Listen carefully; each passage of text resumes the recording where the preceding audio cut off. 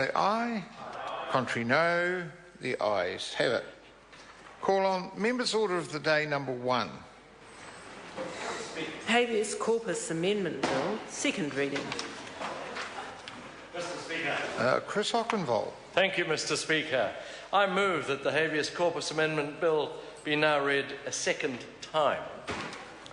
Mr. Speaker, this bill makes technical but important amendments to one of the most vital writs of law. This is not something that's done lightly, but the bill did arrive in this House and now returns to this chamber, benefiting from a strong foundation of being rooted in the recommendations of the Law Commission and now benefiting from the feedback of the Justice and Electoral Select Committee. Mr. Speaker, this is an important piece of legislation. It's relatively small, it's very precise, it's quite legalistic. But it was as a result of speaking to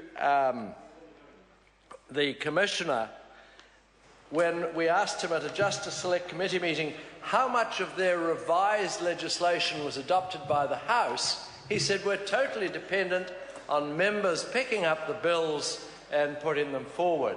So I said, well, I'll put one forward. And the habeas corpus bill, Mr. Speaker, goes back to the Magna Carta, item number 39, and I have a copy of it here, which says that no free man shall be taken, imprisoned, outlawed, banished, or in any way destroyed, nor will proceed against or prosecute him except by the lawful judgment of his equals and by the law of the land.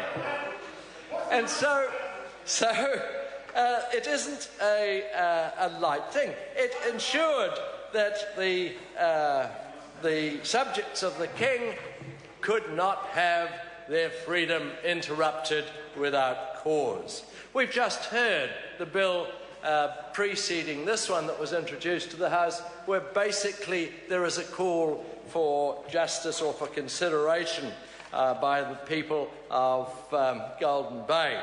And I'm very pleased to hear that that bill has come forward. It's much along the same lines, Mr. Speaker. This bill was the subject of comment from other parties who said that a member's bill should in fact involve arduous time, the night hours being used up, I think was Kennedy Graham's comment. He imagined me sweating over this. The reality is, when you look at members' bills that come forward, I'd encourage the members to use the time of Parliament wisely and have assistance with the drafting, because so often when members spend their time in the night hours and don't seek the help of drafting officers, then the jolly things have to be re-engineered at the committee stages to make sure that they work properly, or else they disappear altogether.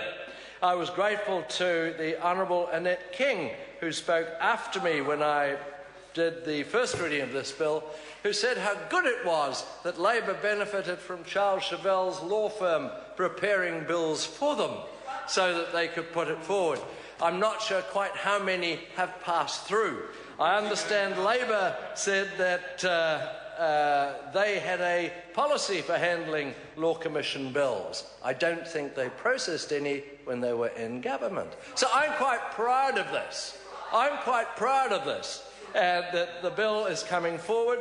I'm grateful to the members of the Justice Select Committee who have introduced some improvements, who considered it very carefully. And I think, Mr. Speaker, this is a bill that I would recommend and commend to the House so that it can be enacted and brought into practice forthwith. Thank you, Mr. Speaker. Question is that the motion be agreed to. A point of order, Eugenie Sage. Thank you, Mr. Speaker. My apologies, Mr. Speaker. I seek leave to have it recorded in the journals that the Mana Party wished to vote in the negative on the